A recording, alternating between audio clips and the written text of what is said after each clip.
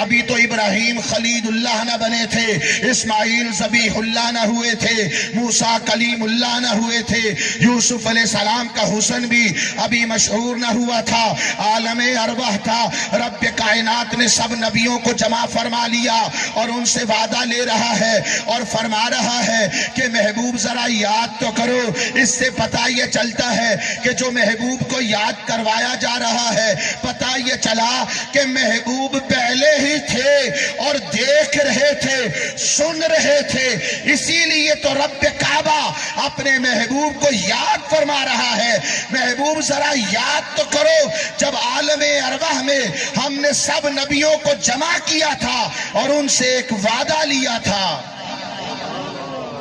حضور کا ذکر تب بھی ہوا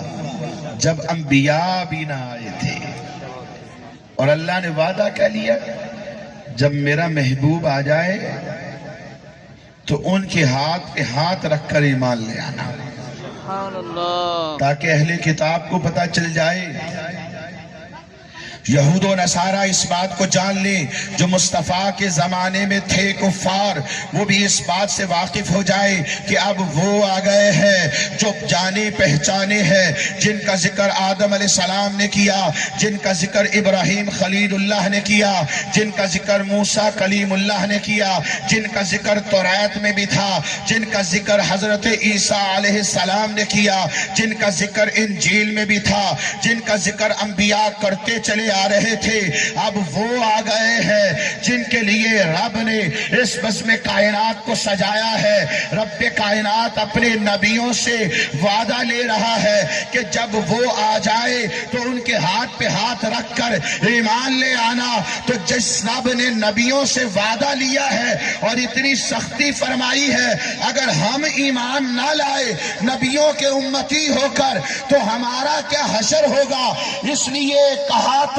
نبیوں کو جا رہا ہے لیکن سنایا ان کے امتیوں کو جا رہا ہے، تاکہ کوئی چونو چرا نہ کرے۔ مصطفیٰ جب آ جائے تو یہ ان پر ایمان لا کر ان کے کہنے کار کے مطابق چلنا شروع ہو جائے۔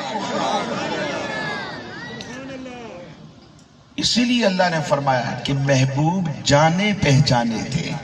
کیونکہ ان کا ذکر تو پہلے ہی تھا۔ ایک اور مثال آپ کو دیتا ہوں، حضرت ابراہیم خلیل اللہ علی نبینا وعلیہ الصلاۃ والسلام،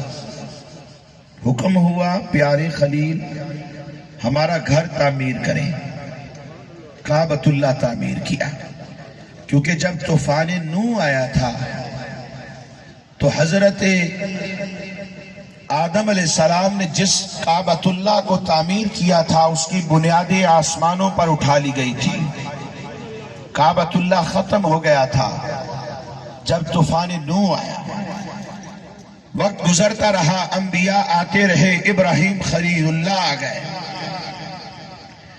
اللہ نے فرمایا اے پیارے ابراہیم خلیل اللہ،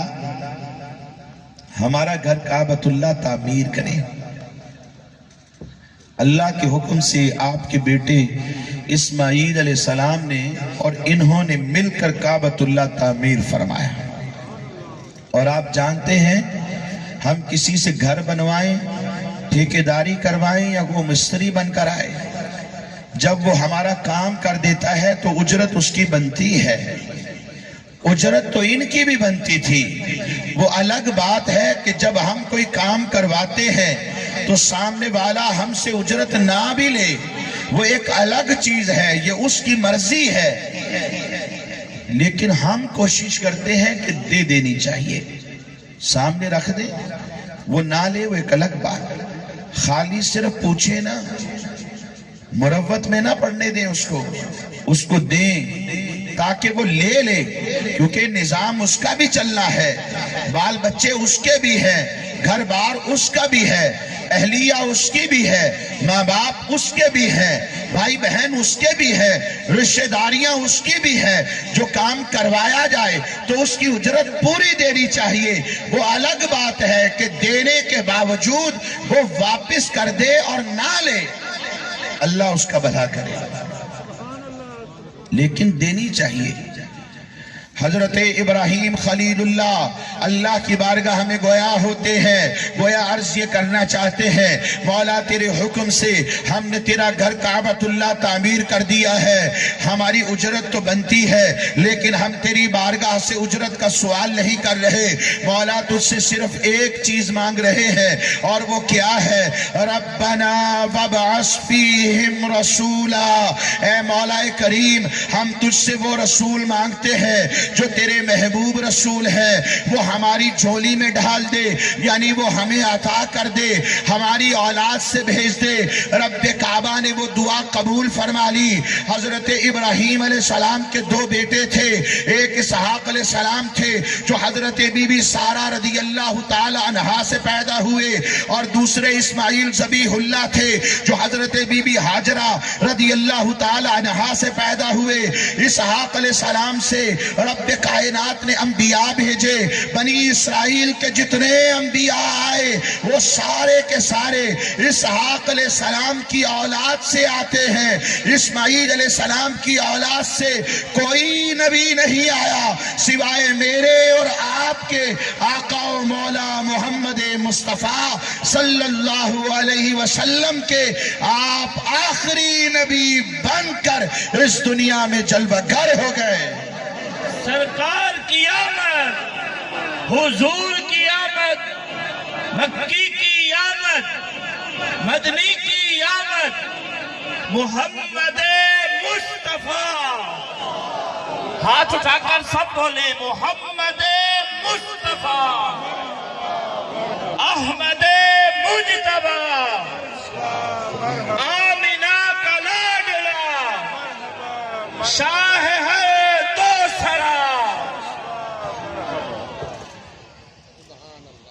ابراہیم علیہ السلام حضور سے ہزاروں سال پہلے آئے، لیکن انہوں نے بھی جب وہ آئے تو ذکر مصطفیٰ کیا، رب سے مصطفیٰ کو مانگا۔ انبیاء جانتے تھے کہ وہ آنے والے ہیں جن کے لیے رب نے اس بزم کائنات کو سجا رکھا ہے، اور پھر وہ وقت بھی آیا جب حضرت عیسیٰ علی نبینا وعلیہ السلام بن باپ کے ہی دنیا میں تشریف لے آئے۔ اللہ کی قدرت ہے، وہ چاہے تو بغیر باپ اور ماں کے آدم علیہ السلام کو پیدا فرماتا ہے، وہ چاہے تو بغیر ماں کے اور بغیر باپ کے ہی آدم علیہ السلام کی پسلی سے حضرت بی بی حوا رضی اللہ تعالی عنہا کو پیدا فرماتا ہے، ارے وہ چاہے تو بغیر باپ کے ہی